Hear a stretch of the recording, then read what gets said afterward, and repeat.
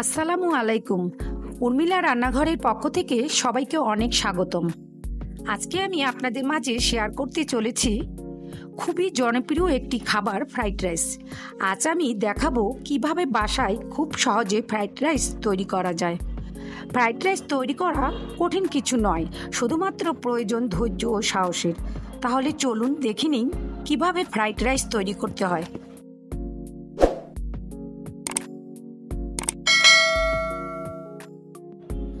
প্রথমত আমি এখানে 500 গ্রাম চিনি গুঁড়া চাল নিয়েছি। আমি সবসময় পোলাও, বিরিয়ানি এবং ফ্রাইড রাইস করার জন্য চিনি গুঁড়া চালটা বেশিরভাগ ব্যবহার করে থাকি। ফ্রাইড রাইস করার জন্য আমার যা যা দরকার তা আমি দেখিয়ে দিচ্ছি। এখানে আমি 1 কাপ গাজর কুচি, 1 কাপ বাঁধাকপি কুচি, 1 কাপ পেঁয়াজ কুচি, 1 কাপ বরবটি কুচি।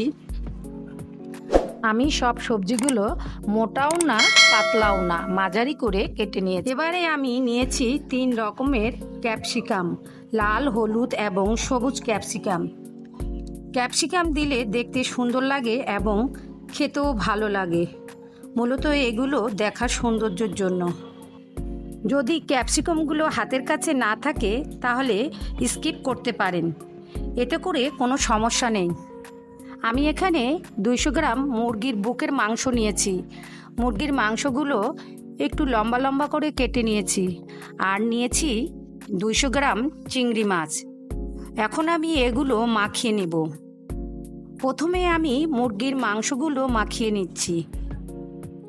দিয়ে দিচ্ছি 1 টেবিল চামচ সয়া সস, 1/2 চামচ লবণ, 1/2 চা চামচ সাদা গোলমরিচের গুঁড়ো, 1/2 চা চামচ রসুন বাটা, 1/2 চা চামচ আদা বাটা এবং 1/2 চা চামচ কাঁচামরিচ বাটা দিয়ে খুব ভালোভাবে মাখিয়ে 10-15 মিনিটের জন্য রেখে দিব।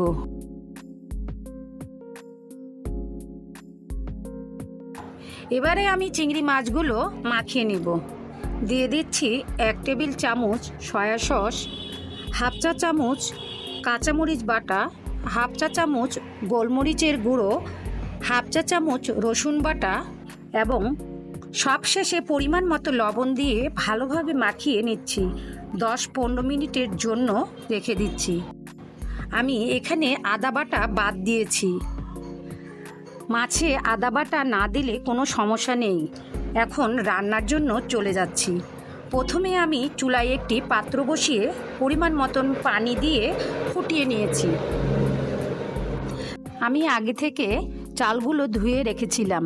আমি এখন ফুটন্ত পানিতে চালগুলো ঢেলে দিয়ে একটু নেড়েচেড়ে দিচ্ছি।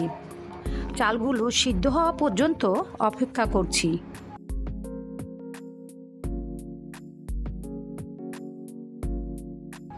চালগুলো সিদ্ধ হয়ে গেছে। আর হ্যাঁ, একটি কথা মনে রাখতে হবে, চালগুলো যেন খুব বেশি সিদ্ধ না হয়। রাইসগুলো তো ঝরঝরে হবেই না, খেতেও ভালো লাগবে না। চালগুলো সিদ্ধ হয়ে গেছে। এখন আমি চুলা থেকে নামিয়ে একটি ঝাঁঝরির মধ্যে ঢেলে পানিগুলো ঝরিয়ে নেব। রাইস রান্না করার জন্য চুলায় একটি পাত্র বসিয়ে নিলাম।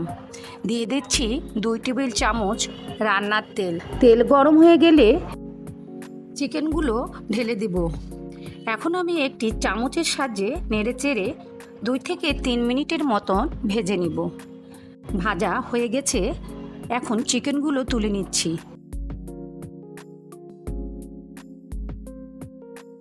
একই পাত্রে 2 টেবিল চামচ তেল দিয়ে এবারে আমি চিংড়ি মাছগুলো দিয়ে একটু নেড়েচেড়ে ভেজে নিব। চিংড়ি মাছগুলো ভাজা হয়ে গেছে, এবার তুলে নিচ্ছি।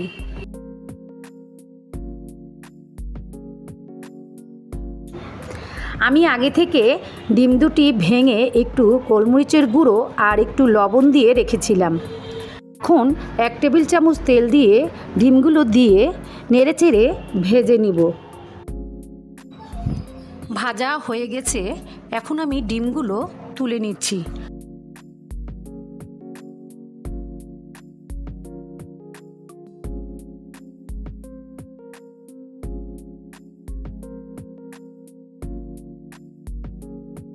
সবশেষে সবজিগুলো ভেজে নেব।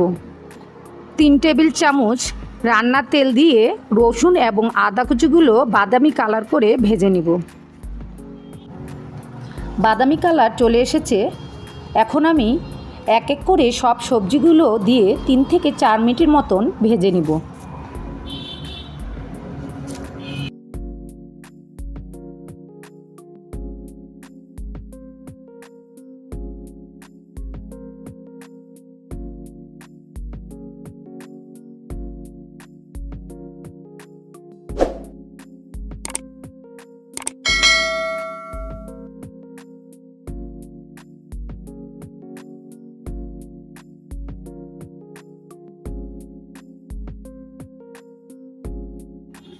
ভাজাভাজির শেষ পর্যায়ে ক্যাপসিকামগুলো দিয়ে আবারও একটু নেড়ে চেড়ে নিচ্ছি।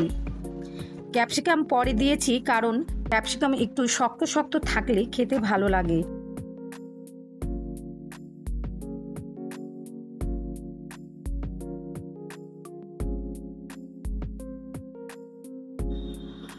ভাজা মুরগির মাংস, চিংড়ি মাছ আর ডিমগুলো দিয়ে ভালোভাবে নেড়ে চেড়ে মিশিয়ে নিব।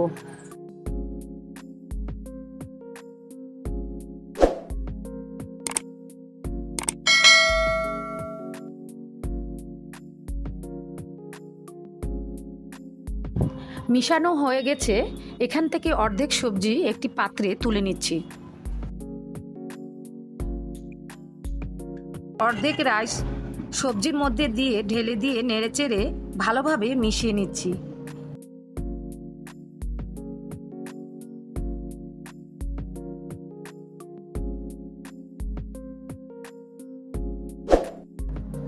এবার তুলে রাখা সবজিগুলো আর বাকি রাইসগুলো দিয়ে আবারও ভালোভাবে নেড়েচেড়ে মিশিয়ে নিচ্ছি।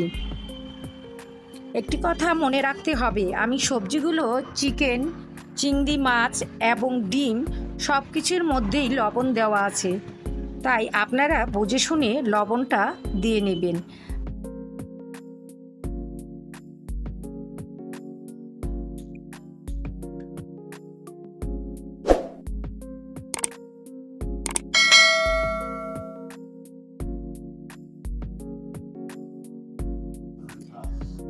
আমি 10 থেকে 15 মিনিট ভেজে নিয়েছি। এখন আমি চুলাটি বন্ধ করে নামিয়ে নেব। তৈরি হয়ে গেল ফ্রাইড রাইস। তো বন্ধুরা, আজ আমার রেসিপি কেমন লেগেছে তা অবশ্যই জানাবেন। আর আমার চ্যানেলটিকে সাবস্ক্রাইব করে পাশে থাকা বেল আইকন ক্লিক করতে ভুলবেন না। সবাইকে নতুন বছরে শুভেচ্ছা জানিয়ে আজ এখানেই বিদায় নিলাম। আল্লাহ হাফেজ।